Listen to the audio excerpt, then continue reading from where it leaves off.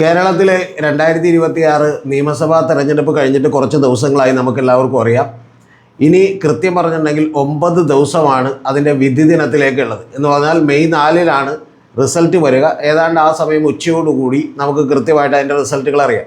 ഞാൻ ഈ വീഡിയോ എടുക്കുന്ന സമയം മുതൽ കണക്കൂട്ടിയിട്ടുണ്ടെങ്കിൽ കൃത്യം 10 ദിവസമാണ്. അതായത് ഒരു മെയ് 4 ഉച്ചവരെ നമ്മൾ കണക്കൂട്ടിയാൽ 10 ദിവസമുണ്ട്. അല്ലെങ്കിൽ ഇന്ന് കൂട്ടാതിരുന്നാൽ 9 ദിവസമുണ്ട് മെയ് 4-ലേക്ക്.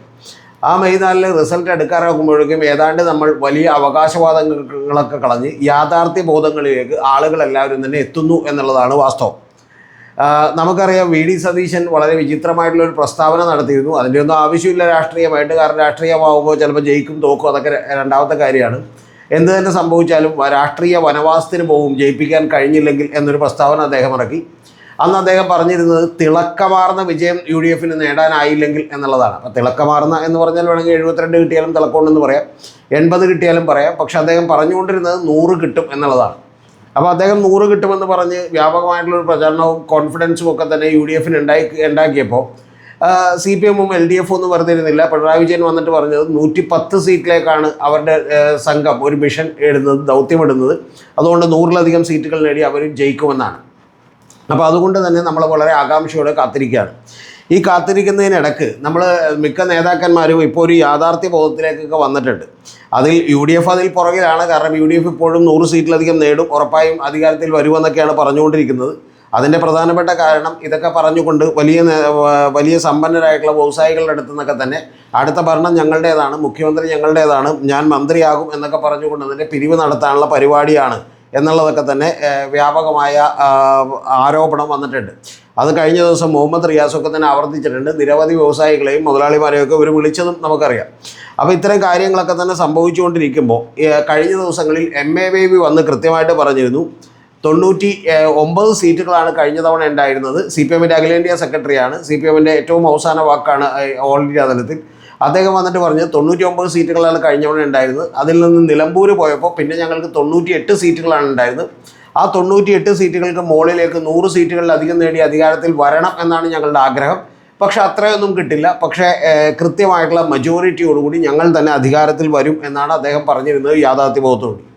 അപ്പോൾ 24-ാം തീയതി തന്നെ ദ ന്യൂ ഇന്ത്യൻ എക്സ്പ്രസ്സിൽ പുതിയൊരു റിപ്പോർട്ട് കൂടി വന്നിട്ടുണ്ട്. ആ റിപ്പോർട്ട് കോൺഗ്രസിൻ്റെ പോൾ സ്ട്രാറ്റജിസ്റ്റാണ് സുനിൽ കനകോലു. നമുക്കറിയാം, അദ്ദേഹമാണ് കർണാടക ഇലക്ഷൻ ജയിപ്പിക്കുന്നതിന് പ്രധാനപ്പെട്ട തന്ത്രങ്ങളൊക്കെ തന്നെ ആവിഷ്കരിച്ചത്. അദ്ദേഹം ഇപ്പോൾ കർണാടകയിലെ അവരുടെ ഗവൺമെൻറ്റിൻ്റെ മുഖ്യ ഉപദേഷ്ടാവാണ്. ക്യാബിനറ്റ് റാങ്കുള്ള പദവിയാണ്.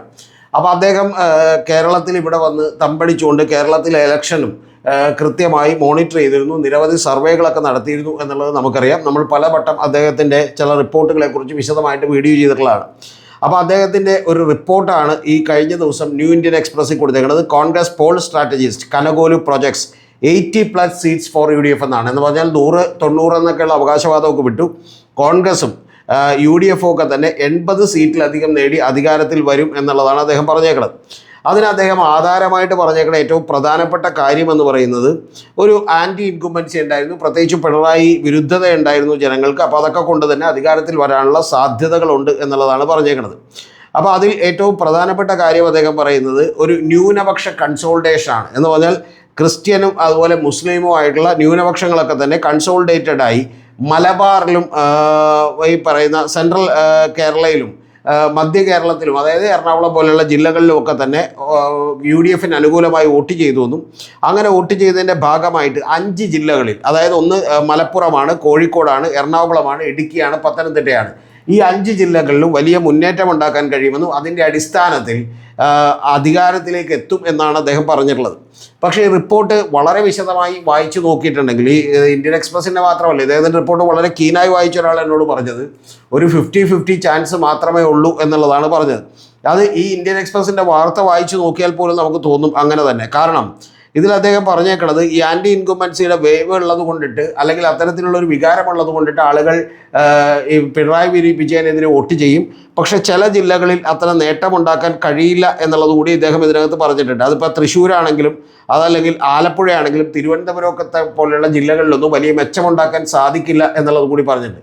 അപ്പോൾ അങ്ങനെ സാധിക്കില്ല എന്ന് പറഞ്ഞിട്ടുണ്ടെങ്കിൽ യഥാർത്ഥത്തിൽ തൃശ്ശൂരൊക്കെ തന്നെ ക്രിസ്ത്യൻ വോട്ട് അധികം കിട്ടിയിട്ടില്ല എന്ന് വേണം നമ്മൾ തീരുമാനിക്കാൻ.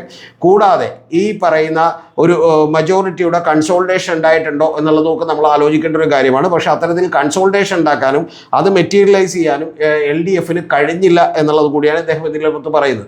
പക്ഷേ ഇതിനകത്ത് അദ്ദേഹം മറ്റൊരു പോയിന്റ് കൂടി പറയുന്ന ഏറ്റവും പ്രധാനപ്പെട്ട കാര്യം, ഈ ആൻറ്റി ഇൻകുംബൻസിയെ തടഞ്ഞു നിർത്താൻ പോകുന്ന ഒരു ബലം LDFനുണ്ടായിരുന്നു. ആ ബലം എന്ന് പറയുന്നത് ഓരോരോ സ്ഥലത്തെയും MLAമാരുടെ പ്രോ ഇൻകുംബൻസിയാണ്. MLAമാരോട് ജനത്തിനുള്ള താല്പര്യമാണ്, അവർ വളരെ ആക്റ്റീവായിരുന്നുകൊണ്ടുള്ള കാര്യമാണ്.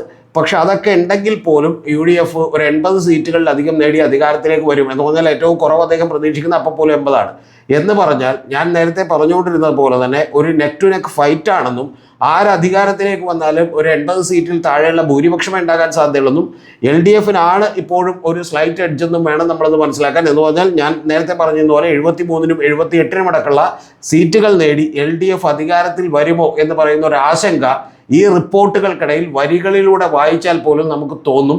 കാരണം അതുകൊണ്ട് തന്നെ ചില ജില്ലകളിൽ, ഞാൻ നേരത്തെ പറഞ്ഞ കോഴിക്കോട്, മലപ്പുറം, എറണാകുളം, ഇടുക്കി, പത്തനംതിട്ട ജില്ലകളിൽ നന്നായി പെർഫോം ചെയ്യുമെന്നും, പക്ഷേ തിരുവനന്തപുരം പോലെയുള്ള, അതുപോലെ ആലപ്പുഴ പോലെയുള്ള, അതുപോലെ തന്നെ തൃശ്ശൂർ പോലെയുള്ള ജില്ലകളിൽ അത്ര വലിയ പെർഫോമൻസ് കാഴ്ചവെക്കാൻ കഴിയില്ല എന്ന് പറയുന്നതിലൂടെ എന്താണ് ഉദ്ദേശിക്കുന്നത് എന്ന് ചോദിച്ചാൽ, നമുക്കറിയാം ഇത്തരം ജില്ലകളിൽ വലിയ പെർഫോമൻസ് കാഴ്ചവെച്ചാലും നിങ്ങൾ അറിയേണ്ടത്, ഇപ്പോൾ നമ്മളൊക്കെ തന്നെ കാൽക്കുലേറ്റ് ചെയ്തപ്പോൾ 16 സീറ്റുകളുള്ള മലപ്പുറത്ത് 14 സീറ്റ് UDF ജയിക്കുമെന്ന് തന്നെയാണ് ഇട്ടേക്കുന്നത്. അപ്പോൾ അങ്ങനെയൊക്കെ ജയിക്കുമെന്ന് നമ്മൾ വിചാരിച്ചിട്ടുണ്ടെങ്കിൽ പോലും, ഞാൻ വിചാരിച്ചിരുന്നൊരു കാര്യം ആലപ്പുഴയിൽ കൂടി വലിയ മുന്നേറ്റം UDF നടത്തുമെന്നാണ്. പക്ഷെ അതങ്ങനെ ഇല്ലെന്നാണ് സുനിൽ കനകോല് പറഞ്ഞിരിക്കുന്നത്. കാരണം അദ്ദേഹമൊക്കെ ആഴ്ചകളിൽ കണ്ടിന്യൂസ്ലി കഴിഞ്ഞ ഒരു 5-6 മാസമായിട്ട് കേരളത്തിൽ സർവേ നടത്തിക്കൊണ്ടിരുന്ന ആളുകളാണ്.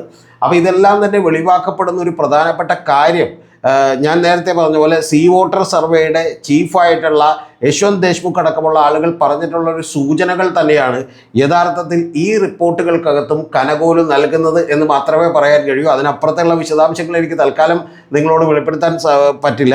പക്ഷേ ഇന്ത്യൻ എക്സ്പ്രസ്സിൽ ഈ വാർത്തകൾ കൂടി വന്നുകൊണ്ടാണ് ഞാൻ ഈ റിപ്പോർട്ടിനെ കുറിച്ച് ഇപ്പോൾ വളരെ ആധികാരികമായി പറഞ്ഞത്.